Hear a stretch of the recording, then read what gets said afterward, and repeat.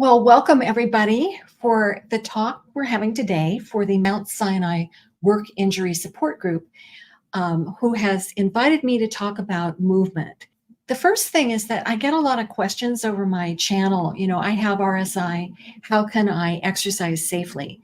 And exercise is really important if you want to achieve and maintain strength and a certain level of pain-free existence. It's really important that you do this on a consistent basis, but how you do it really matters. So here we say movement is medicine, and it really is, but it needs to be done properly. So I want to tell you guys how I got into this fitness business. I was a writer for years and years and years. And then, as most of you know, I got injured and wrote 2 books about repetitive strain injury. And I was I've always been interested in dance and movement. I've done various forms of dance, mostly ballet most of my life. I love to move. I love exploring movement, different methods of movement. It's always fascinated me. But I never thought I would become a certified personal trainer or a certified yoga therapist or a certified Feldenkrais practitioner. And it happened in a very interesting way. I was speaking at Marymount College about repetitive strain injury. My book had come out. They invited me to speak, and they had a catalog. So as I was looking at their catalog, I realized that they had this new program for personal trainers and group fitness instructors. And I thought, oh, this is interesting. It had all this science that I didn't have a background in, exercise physiology, nutrition, special populations, anatomy, all of these things that I thought would be really interesting for me to know just for my own personal edification. But it was a 2.5-year program, and I went to their introductory thing, and I found myself spontaneously, and it was kind of scary. I'm thinking, oh, 2 years of my life, 2.5 years of my life. But I joined the program, and it was really great. They had very good teachers there, and they drilled certain things into us that stay with me to this day. Certain things that you should not do, certain things that you should do. And anyway, once I got out of the program, literally the day after I graduated, the head of the department called me. Hi, Deborah, would you like to teach Sit and Get Fit at Marymount? And it was like really soon coming up. She says, oh, just, watch the teacher, you'll be fine. When people say you'll be fine, it's usually because they're desperate to have a substitute and they don't have anybody. So they just sort of throw you in on the deep end. So I went up to Marymount and I wound up teaching there a Sit and Get Fit class, which is kind of ironic because we're going to be doing seated lessons at the end of this talk. But anyway, it was great. It was great experience. And from there, I somehow found myself teaching water aerobics, and then somebody recruited me to work for this health club. So I worked in a gym for many years, and I had this whole odyssey of, becoming, doing this fitness training. And it was really great because I could use the computer less and less. My RSI was getting worse. So it was great to have an option where I could make a living without having to be at the computer all day long. So the gym that I worked at started giving me people. And the thing about it is people come to exercise because they instinctively feel like it will help them, or their doctor told them, or someone else is pushing them toward it. And I got amazing experience. I mean, I had, I think, every disease, arthritis, osteoporosis, certain kinds of people would come when they were having cancer treatment or COPD. I mean, all kinds of really serious health problems. So I got experience with Parkinson's disease, peripheral neuropathy. I even had some people with Ehlers-Danlos. And those people taught me a lot. I learned so much from my students. And during that time when I was working at the gym, there was a yoga teacher there, and he kept saying, come take my class. And I didn't want to take anybody's yoga class because every time I took a yoga class, I would wind up getting injured because the teacher would say, do this, do that. And you think, oh, you got to go as far as you can. And it's just, I kept getting injured. So I finally took this guy's class and I was astonished because I could do everything easily and in good form. I mean, he just had this way of teaching that it was just so easy for me to do the poses. And he later explained to me the secret to this, and he was a Feldenkrais practitioner. So after I became a yoga teacher, I joined a 4-year, well, it was 3.5, but it might as well have been 4-year training in Feldenkrais. I mean, it's not like something you learn in a weekend. So this is all to say that through these experiences and through my own practice and doing the exercises that physical therapists have given me or that I learned on my own through other means, I found that exercise was really the thing that was keeping me healthy. And it really upset me when people would say, oh, I can't do that, or the exercises killed me. And I'm thinking, why didn't they teach a little better? Why didn't they adapt it to you? Can't we help you understand how helpful this can be to you? So one of the best things you can do if you have RSI or you just want to be fit, or you just don't want to live in constant pain, is regular exercise. A good program, a good balanced program that is done in good form and technique according to your comfort zone. And that can help you achieve progress and maintain progress and also reduce a lot of pain. Many people have the wrong idea about exercise. They think they need to lift heavy weights or do tons and tons of reps until fatigue, which is a really bad idea, by the way, or go to extreme ranges of motion.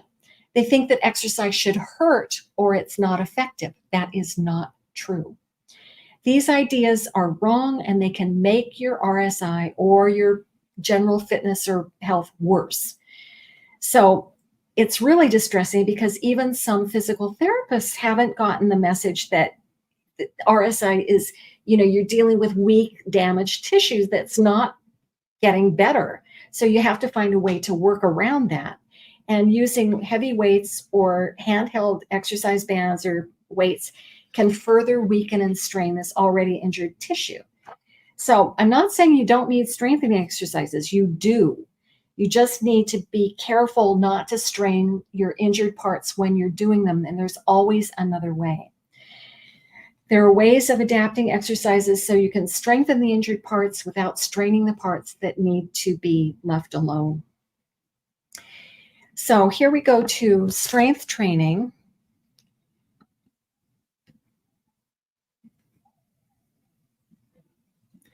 And a lot of people, a physical therapist told me a long time ago that weak muscles can cause even more problems than tight muscles.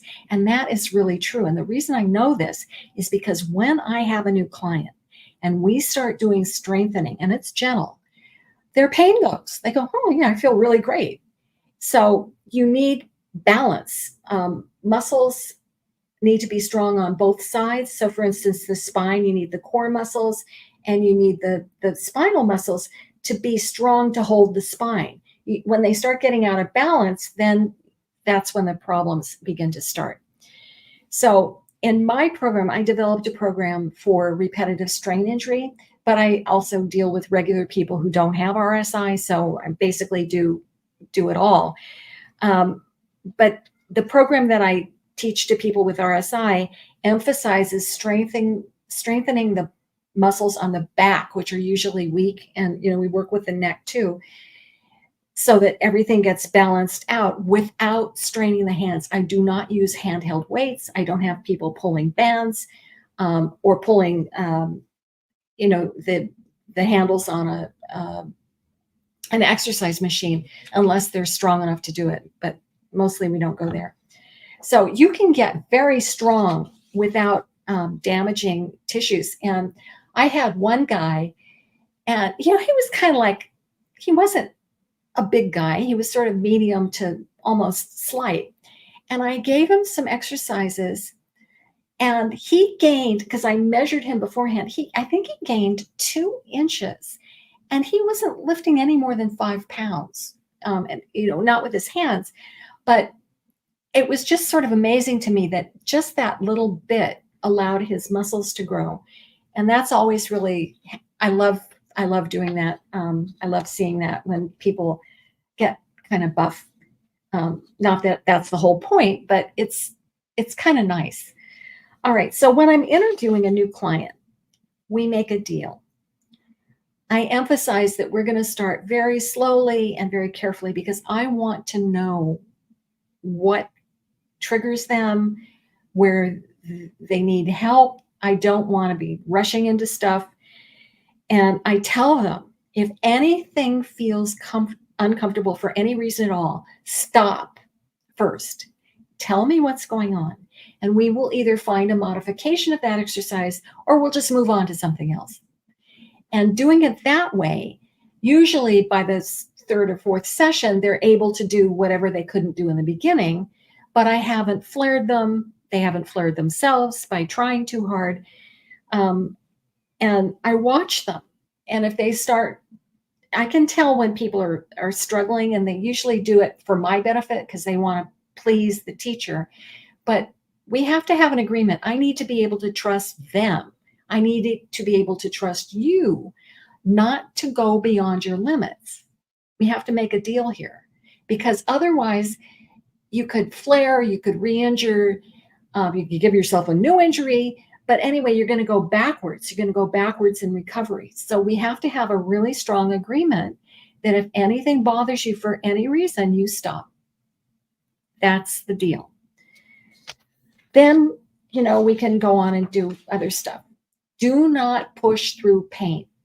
Do not push through pain. It's a very bad idea. You can easily flare or re-injure yourself. And when in doubt, do less than you could. You're still getting all the benefit of movement for however many repetitions you could do, but you haven't gone over the limit. And so the next time you'll be more comfortable. It really works. You can reap tremendous rewards without risking re-injury. And the other thing I want to say is, in the fitness world, I have some major disagreements. I don't think it's a really good idea to work to fatigue, because when you work to fatigue, you lose your form. When you lose your form, what happens? You get injured or flare. I also don't think it's a really good idea to keep piling on the weight. You're going to come to a place where you're going to hit a maintenance level. And then if you go on vacation, you'll have to reduce the load a little bit until you come back up to your maintenance weight. And you just kind of stay there. And that's enough to keep you strong without flaring you. And also, you may come in on day when you're tired, or you're just kind of out of sorts. So we adjust the program so that you can work comfortably. That's a day when we might do restorative yoga or something less. So you're still moving, you're still breathing, you're still having your blood flow, but you're not doing your maximum because you're just not up to it. It just makes sense. You're still getting the benefit without pushing yourself over the edge. So that's a very abbreviated. There's on my channel, I've done several videos on, things to avoid. This is one, exercises to avoid. If you just go to my channel, you will see. This is one of my favorite shoulder exercises. There's no weight on there, but it's a really great exercise for strengthening the shoulders and the, helping posture and stuff. And the other thing I want to say is, don't stretch.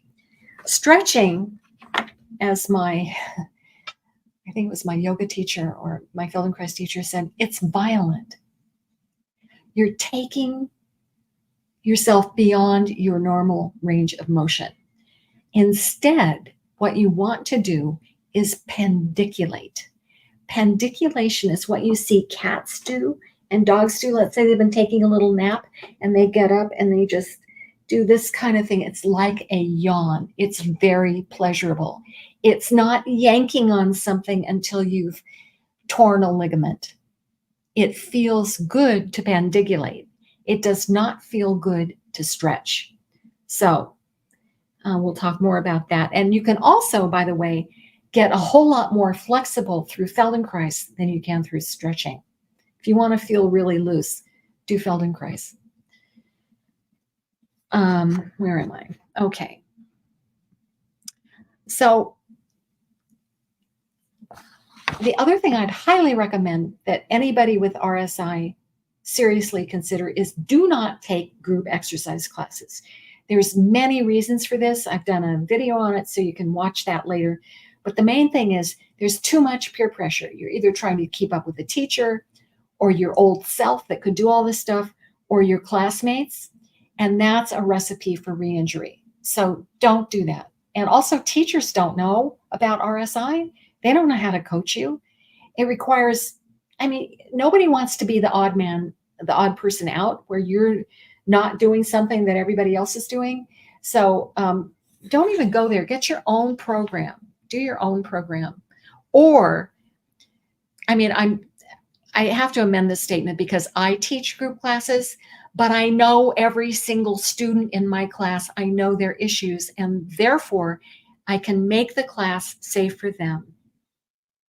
But this is an unusual situation. My classes aren't open to the public. They're open to the people who've studied with me. And that's the only way I could figure to make the thing safe for everybody. Okay. So here we have yoga, and I think I missed something. The slides are out of order. Oh, well. So yoga is wonderful when it's done properly. In the old days, you studied with your guru, your teacher. Your guru knew you. He knew your body. It was one-on-one. You weren't in a class. And you certainly weren't doing violent things with your body.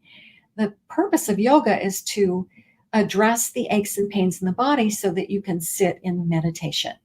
It's a spiritual practice.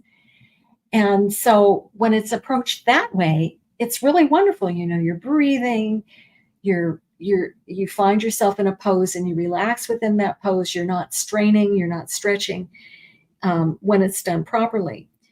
And it can be helpful for repetitive strain injury, but maybe you've had this experience. You take a group class and it just makes everything so much worse.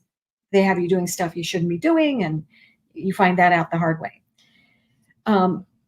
But there are ways to modify yoga so that it works for you. And I did a whole slideshow. This is the cover of it.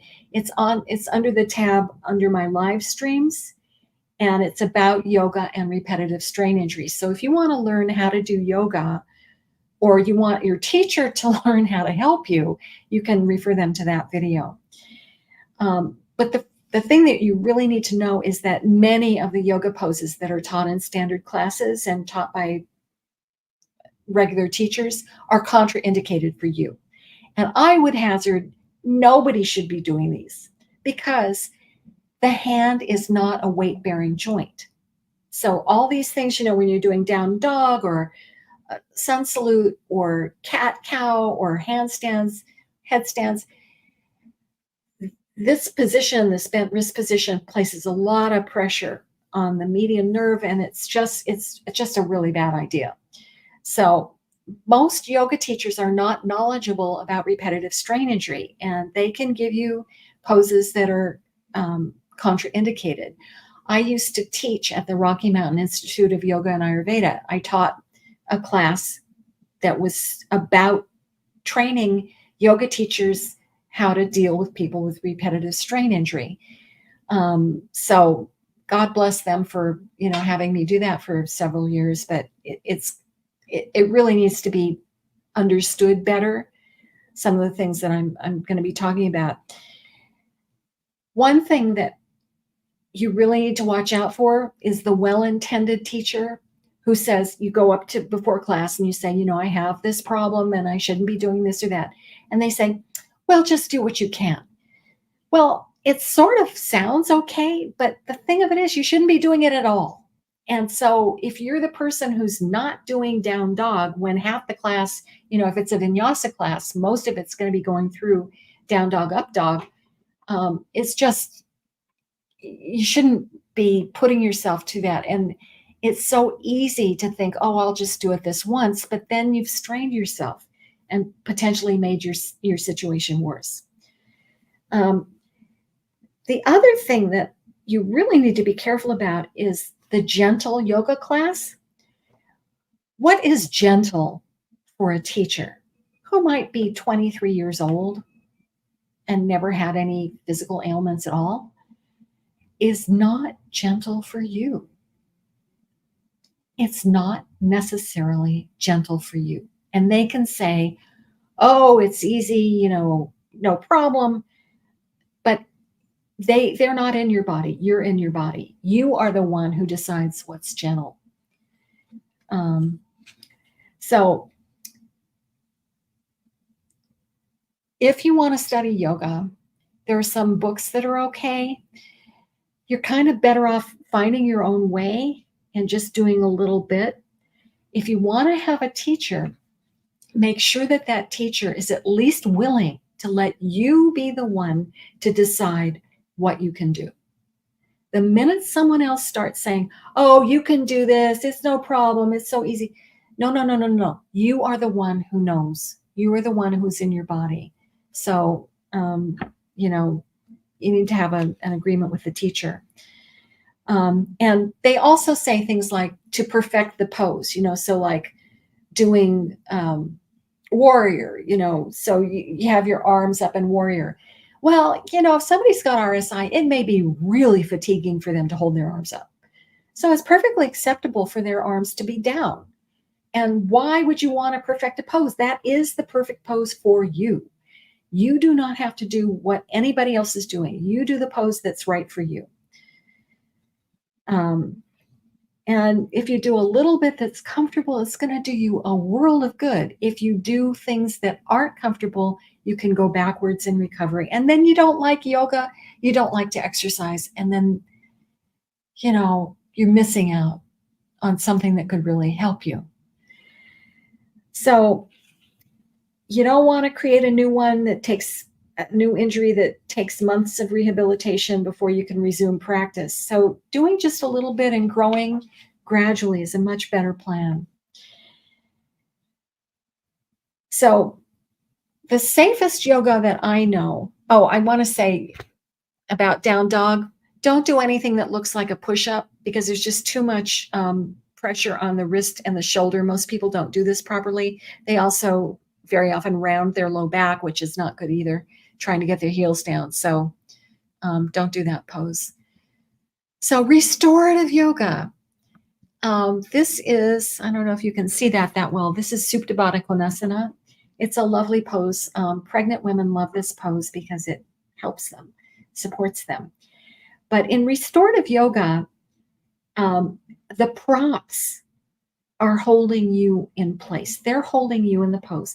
So you just have to get the props arranged properly and just sort of lie on the props and relax. So the pose, all the benefits of the pose are working, and you do not stretch. So you just put the props where you're not stretched so that you can fully relax the muscles. And it's so comfortable.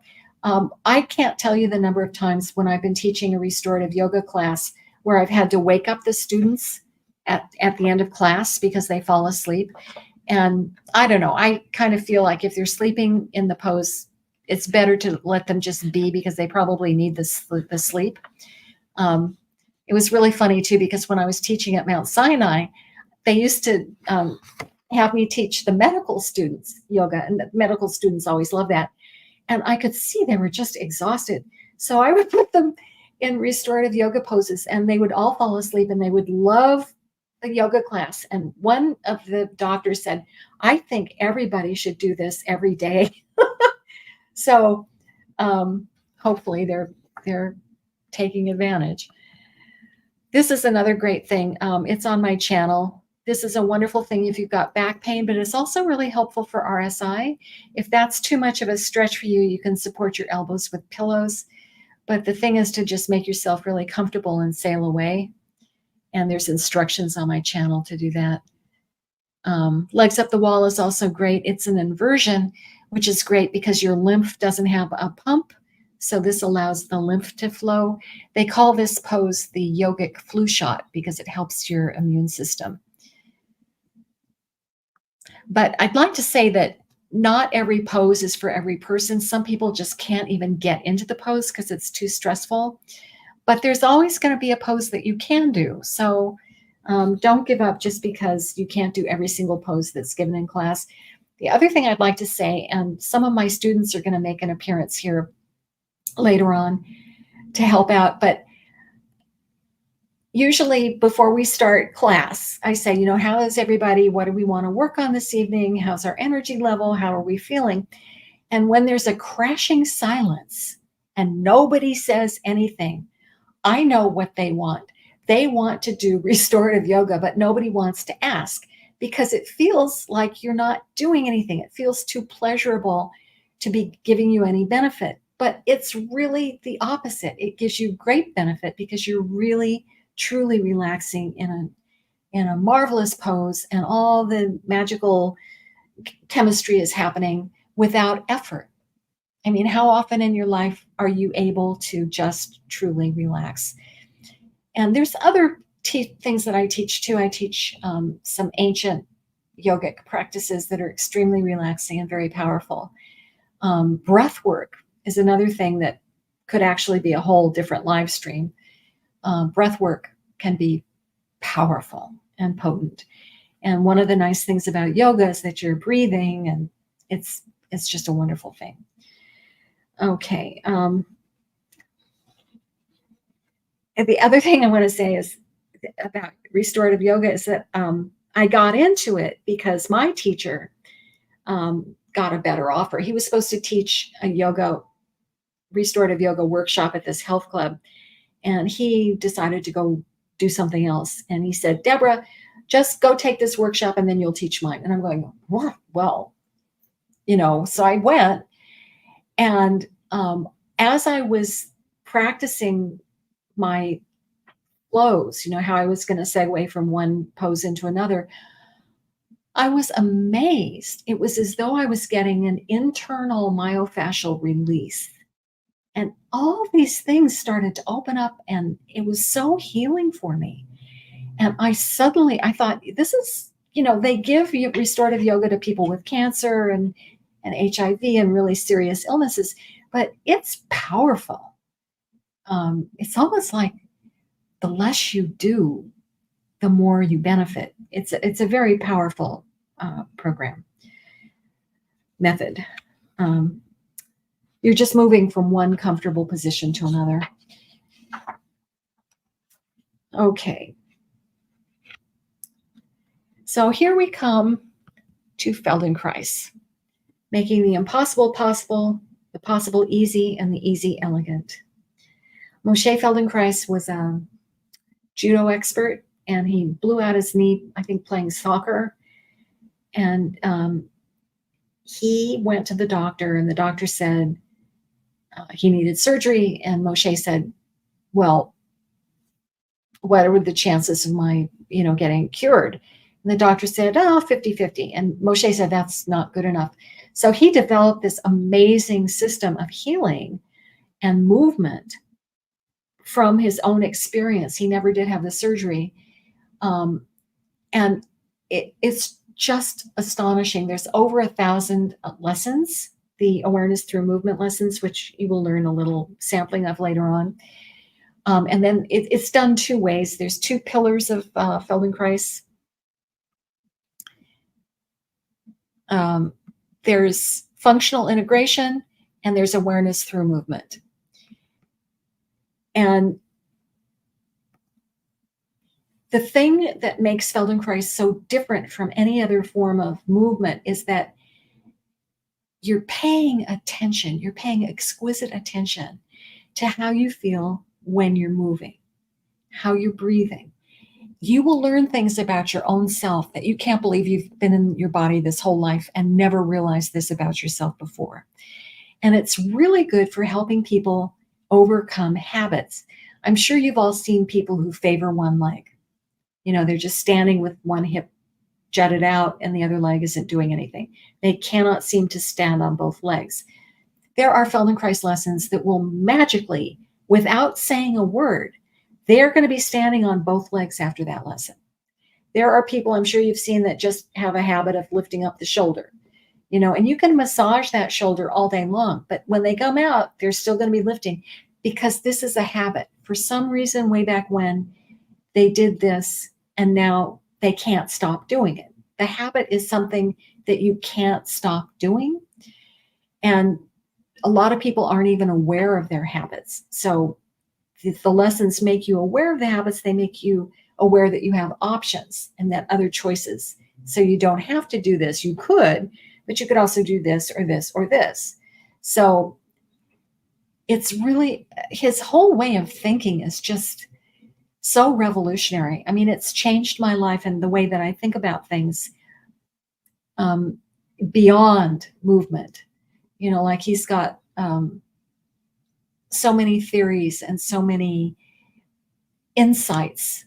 I really love this work. So he started this, I can't remember when, but it became popular in the 80s. He came to the US. He taught in Israel, and there's a whole series of lessons. It's really interesting. I mean, everybody wishes he were still alive because we'd like to know what he would be teaching now. But anyway, Feldenkrais is done two ways. It's done with what we call functional integration, and that's where you're lying on a table. Let's see if I have a slide here. Yeah, here we go. So the student is lying on the table and they're fully clothed, and the practitioner is making very small, gentle movements, moving their bones. And usually it could be lying on the back, lying on the stomach if the student is capable of doing that, lying on the side, or reclining over the table in various ways. Sometimes people do seated lessons as well. And then the other way that we do this is through awareness through movement lessons, which are done either they're verbal. The teacher is talking you through these gentle movements, and you can do them on a mat, you can do them in a chair, you can do them at a wall, you can do them walking. They address so many different things, breathing, vision,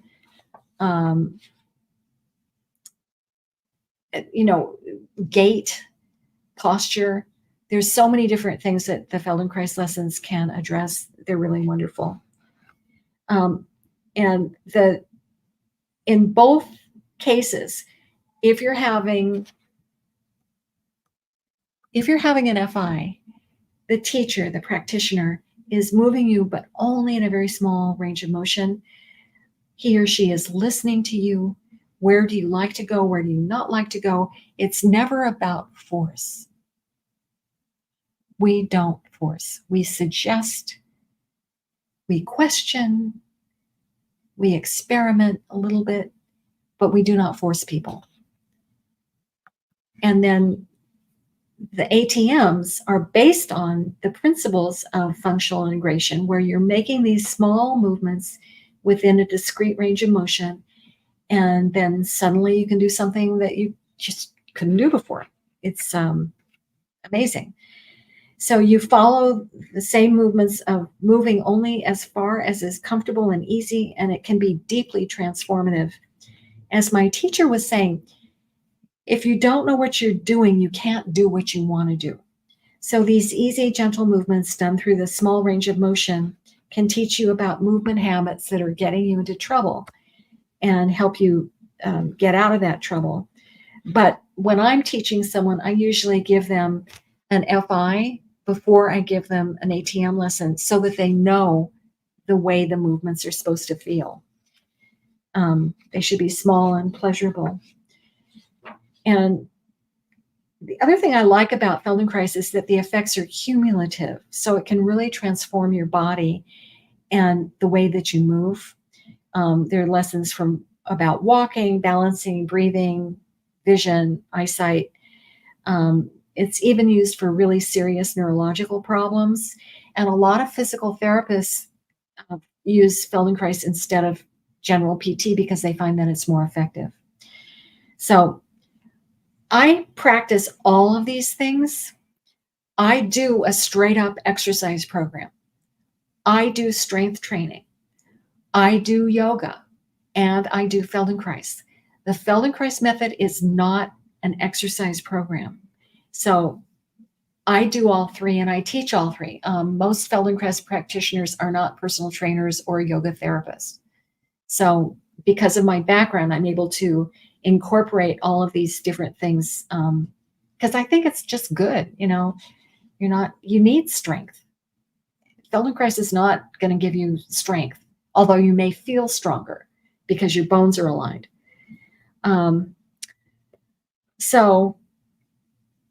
The other thing is I do my own program daily, and it keeps me pain-free for the most part, unless I overdid it and I have a flare like everybody else. But not everyone resonates with the same methods. So if they really don't resonate with Feldenkrais, we do yoga or the strength training or, whatever it is that they need or want. There's no point in teaching people things that they're never going to do on their own. And my goal, if I have someone come to me for a program, my goal is to teach them what they need to know, and then they go out and they can do it on their own. I mean, they could join a group class for the pleasure of being, it's like singing in a choir. You get to work with other people, and you learn new stuff. But basically, my goal is to help people find their own way to do it. So now I'm going to I'm going to have you all join me with in a Feldenkrais lesson. And let me see if I can do this. To Feldenkrais.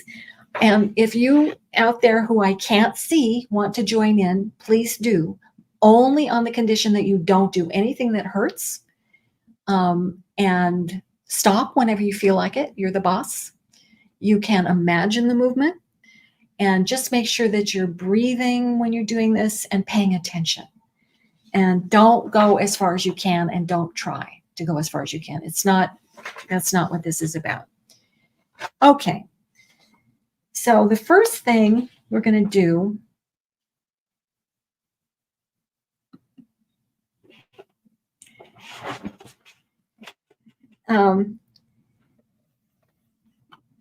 we call these 3-minute miracles. So we're going to sit in the home alone position. So you basically just keep your forearms together and rest just touch your hands to your cheek. So Jonathan, bring your elbows closer together. There. Okay. So now that's the movement. So now take your hands away for a second. And this is very important. Without trying, look a little bit up and see what you see and memorize that. So choose a place on the ceiling that you know, and sense within yourself how far you went without trying. That's perfect, Peggy. Okay, now let that go and look down and notice what it feels like in the back of you to look down. Don't try, just look down. Notice where you feel yourself resisting and stopping. And then come to the home alone position. Forearms are together. Your hands are gently touching your cheeks. And now you're going to slide your elbows. Keep everything glued together. We're using Feldenkrais glue. So keep your elbows on your torso and slide them down toward your navel. So you're just sliding your elbows down, but stay connected with your head. So your hands, and then go back and up. So go down. That's right, Peggy. So you're going down and then back to neutral. So down.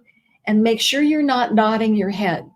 This is to keep your head still, so you're sliding the elbows down. That's right.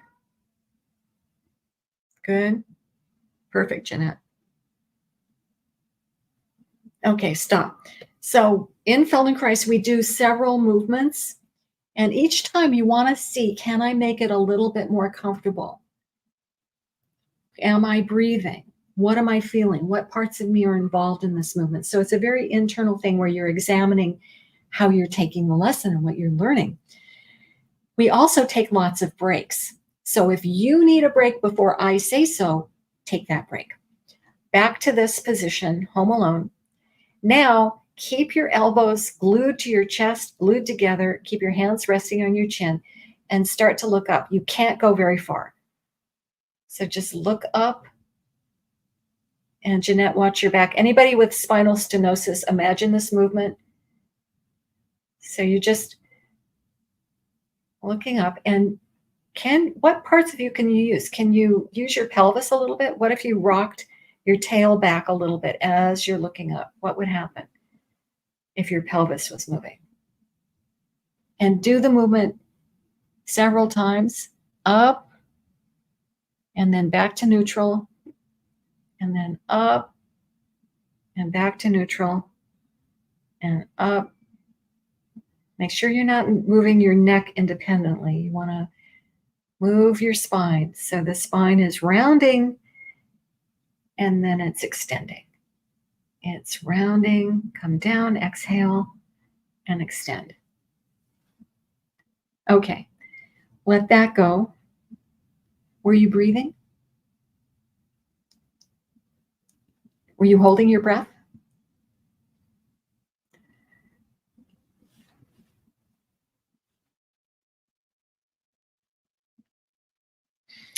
Okay, so now we're going to come back to that home alone position.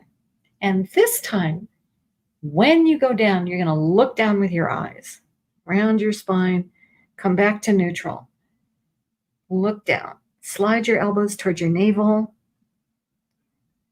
And then your eyes are going down and then looking back forward. Make sure your hands aren't sliding on your cheek. Hold your head steady in your hands. Really hold your hand.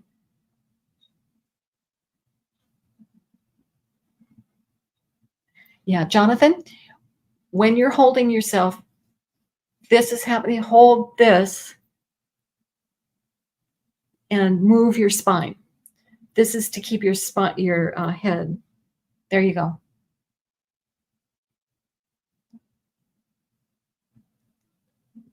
So eyes are looking down and then come back to neutral. Okay, rest, breathe. The nice thing about Feldenkrais also is that students are encouraged to take breaks whenever they need them. And some students would, in the training would imagine the whole lesson, which is actually not so easy, because usually you leave something out. You think, oh, I'm going to just do this. And then when you actually do it for real, you forget all the little mini steps that had to happen before you could achieve that movement. Okay, back to the home alone position. This time you're going to look up. So look up, and your upper back is going to arch a little. That's it, Jonathan. There you go. Yeah, up and then back. Keep breathing. So you can inhale if you want, and then exhale straight ahead. That's right.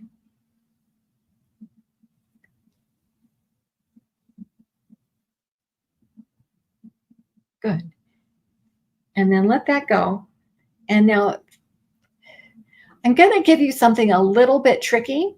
It could be something you don't like, but if you want to try, do it. Otherwise, just sit this out. So what you're going to do is you're going to look up as you go down and look down as you go up. So it's just the opposite of what you're doing. So try a few of those. Looking up as you go down, elbows sliding down, you're looking up. Head looking up, eyes looking down. So you're looking at your eyebrows and then you're looking at your cheeks.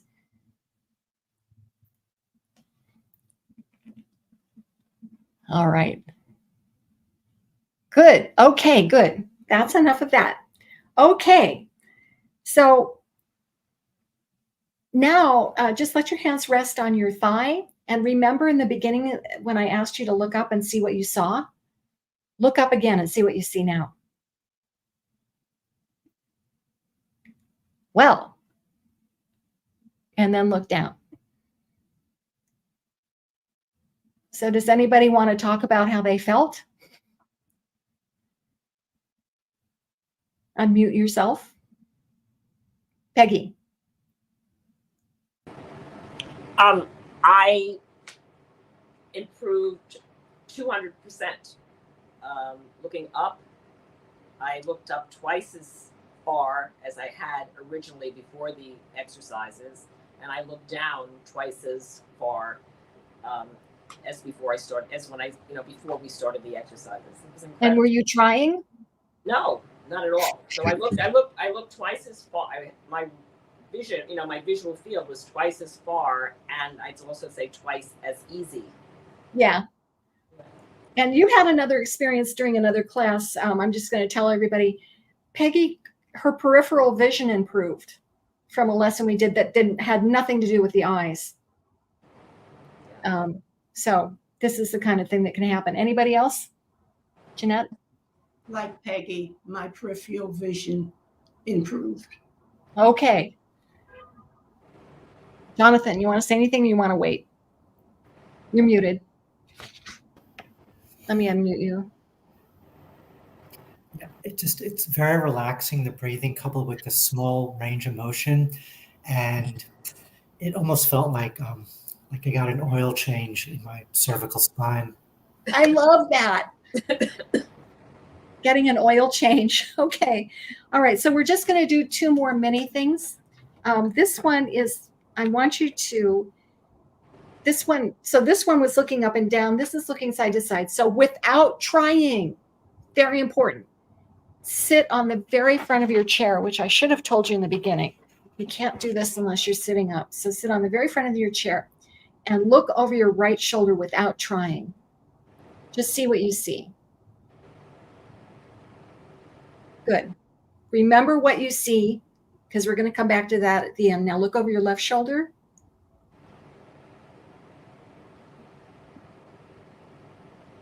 Okay. Now, with your hands resting on your thighs, turn your whole body to the right. So if you find your head's going separately, use the home alone position. I would really recommend this if you can do it without straining your hands, using the home alone position and then just turning to your right. That's right.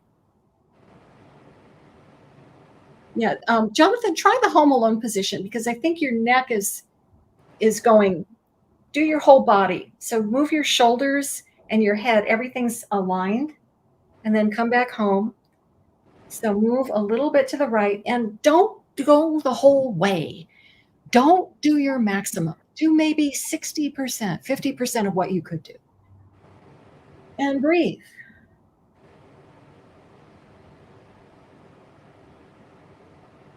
Good. Go where you can without any strain. Okay. Now, let that go. Put your hands down for a minute. Just rest. And this movement that you just did, you're going to do it with your hands on your lap. Keep your head facing front and turn your body to the right. So look at me. Jeanette, look at me. There you go. Look at me and turn your shoulders. Bring your right shoulder forward. Keep your head. There you go. That's it.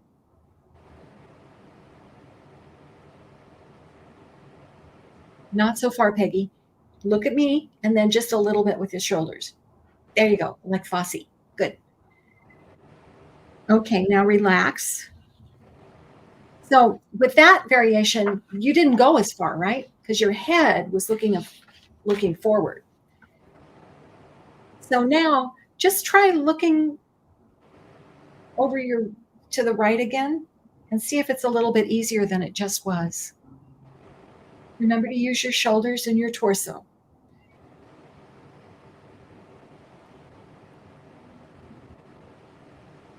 Your right shoulder is moving forward and your left shoulder is moving back. Okay, rest. Now, with your feet flat on the floor, I can't see you, so I'm going to trust that your feet are flat on the floor. Take your left knee and just as though you were nudging somebody and you didn't want anyone to know. So you're nudging the person you're in a bunch of bleachers or something. You're nudging that person with your left knee. So nudge with your left knee. That's it. See?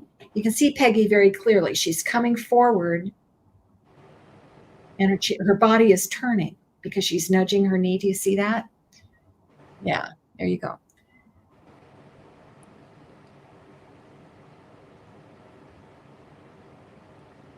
And see how that is when you just nudge, it's easier to turn to the right, isn't it? So lead the movement with your left knee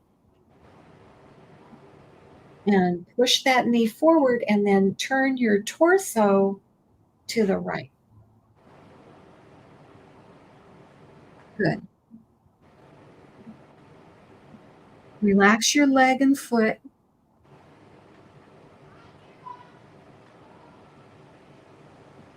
And notice that as you're nudging that knee forward, you're getting a little taller. You feel that? Or you're getting taller? Okay, then rest.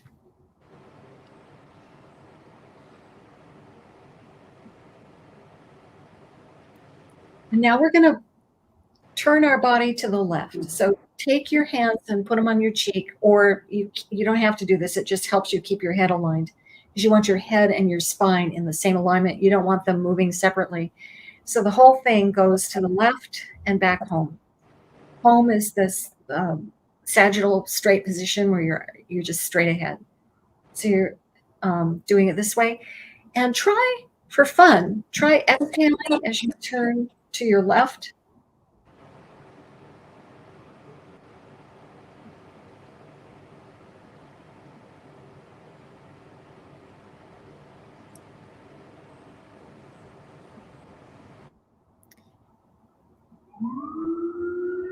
And then pause.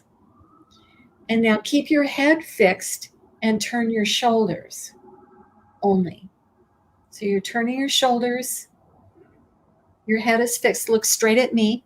Look straight at me. And turn only the shoulders. A little bit.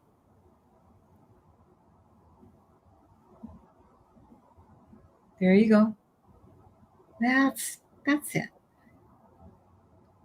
Your upper body isn't going to go as far because your head is fixed, right?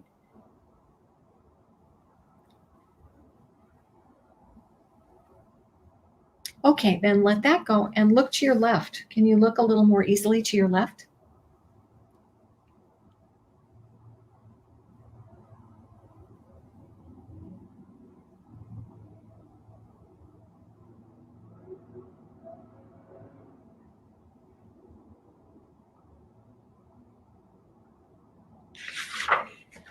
Okay, now with your right foot, nudge that foot forward and see, I'm doing it. So you can see how I'm looking straight ahead, but you see how my shoulders are turning because my right knee is nudging forward. And I'm backwards. I know that I'm doing everything backwards from your point of view. So nudge your right foot forward. That's it. There you go. Yeah.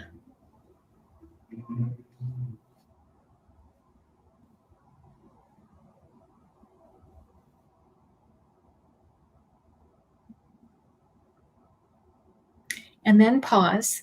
And now we're going to do what you probably have been wanting to do, which is nudge the left foot, nudge the right foot, nudge the left foot, nudge the right foot. So just bring one knee forward, other knee forward, feet are flat on the floor, and go back and forth like that.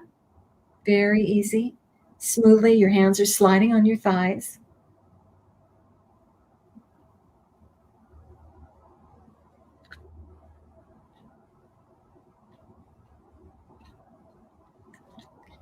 And now let your head be part of the movement. So as you nudge left, you're turning right. As you nudge right, you're turning left. So it's like you're a washing machine agitator. Everything's aligned, and you're just going right and left, nudging, nudging.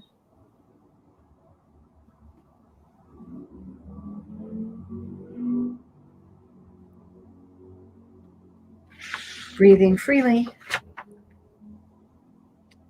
And pause. And now as you nudge your right foot forward, look to your left and do the opposite. So you're looking toward the forward shoulder. The knee comes forward and you're looking toward it.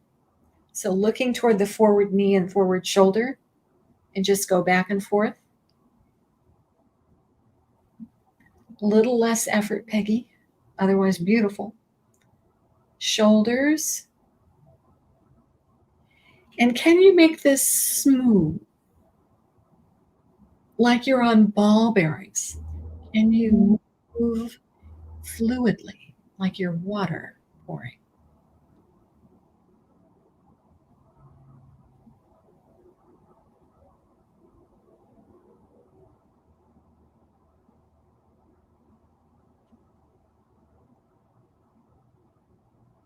And then pause. And then one more time, left knee forward, turn to your right, right knee forward, turn to your left, and just go back and forth like that. Going, going. That's right. And stop. And remember the thing that you saw. Remember I asked you to look for something? Turn your head right. What do you see now? Easily. And then turn your head left without trying. What do you see now?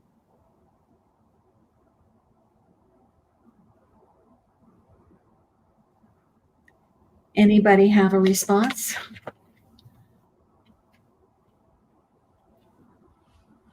Peggy, I'll unmute you, or you can come closer.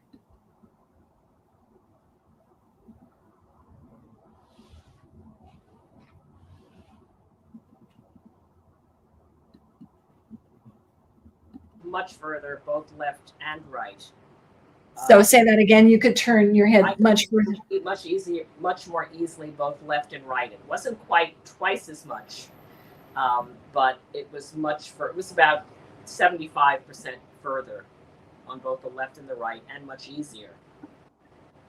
So there was quite a difference. Ms. Myers, Jeanette.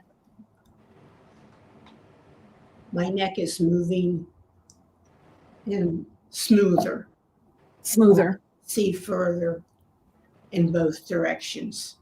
That's improved also. So the interesting thing is that she's talking about the quality of the movement rather than the range. And this is really important because don't you want to move more easily?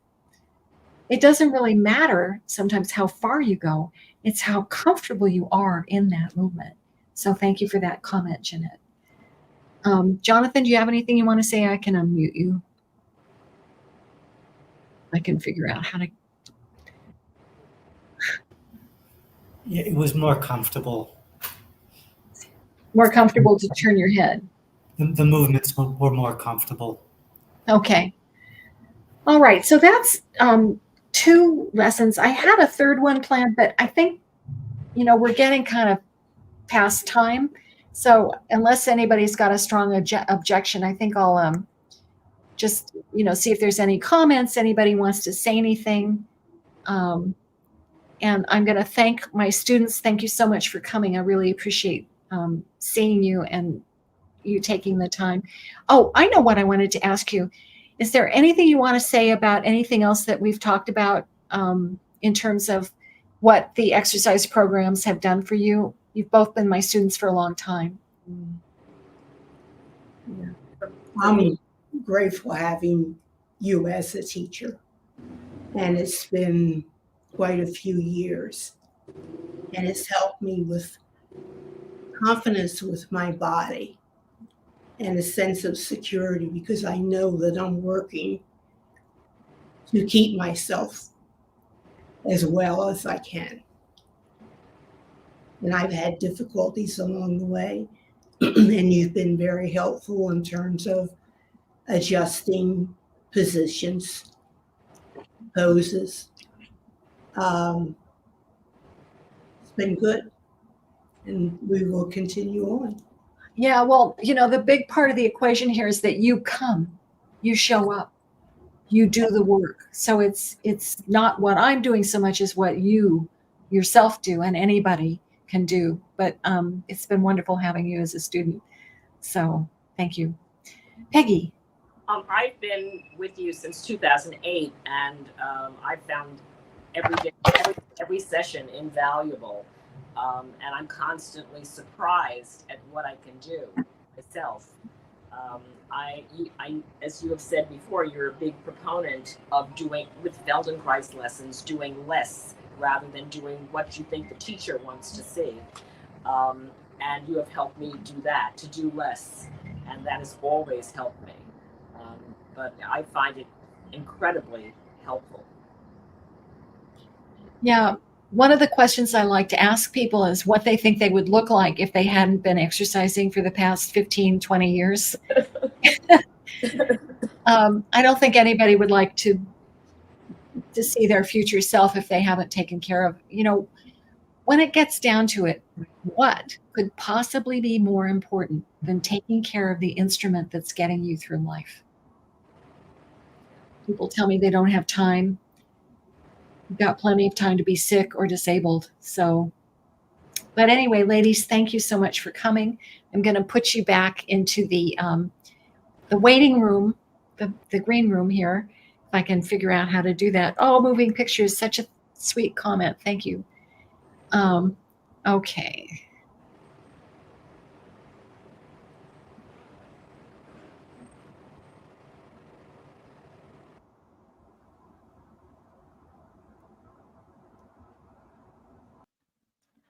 All right. So, Jonathan, do you have anything you want to ask? Or I'm seeing a comment here, but I can't read it. Okay. Are there any movements that can be taken? Yeah, I believe in music. I use music all the time, and I do that in my workout. It's very dancey, and in general, just dancing around can be a nice thing to do because you get your blood flowing, and that helps the fluids move around. They carry the blood, the fresh nutrients to the cells, and they take away the metabolites of movement. So it's really great to do that kind of thing.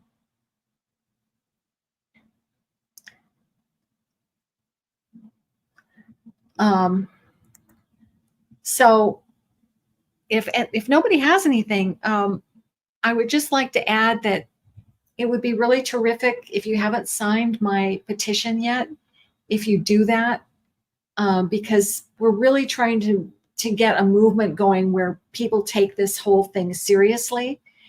So please sign my petition. It's on change.org. There's a link in the I'm sure Alexandria put it. And thank you, Alexandria, for being our moderator. Alexandria Karstens is a fabulous dragon trainer. So seek her out, Speakeasy Solutions, and she can really help you with dragon. And the other thing I wanted to say was, if anybody's interested in knowing how to, if you're interested in learning, like I could do a dedicated Feldenkrais program for people with RSI. So if you're interested in that, go to my website, or actually sign my mailing list, because that way you'll get a notice when I send out my next newsletter if I do a workshop. Okay, so Moving Pictures asks how to sense if one is aligned before starting these movements. That's a really good question.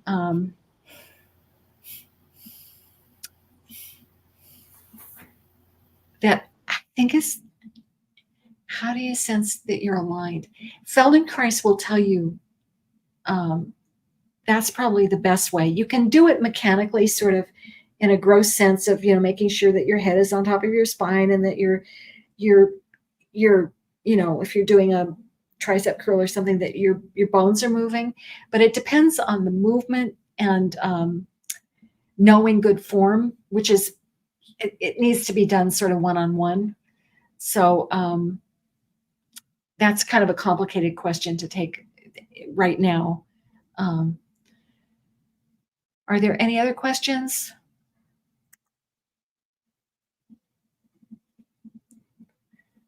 All right, let's see. Let me see if I can find the comments. Breath work. Oh, Moving Pictures wants a breathwork live stream. Okay, we'll keep that in the in the mix.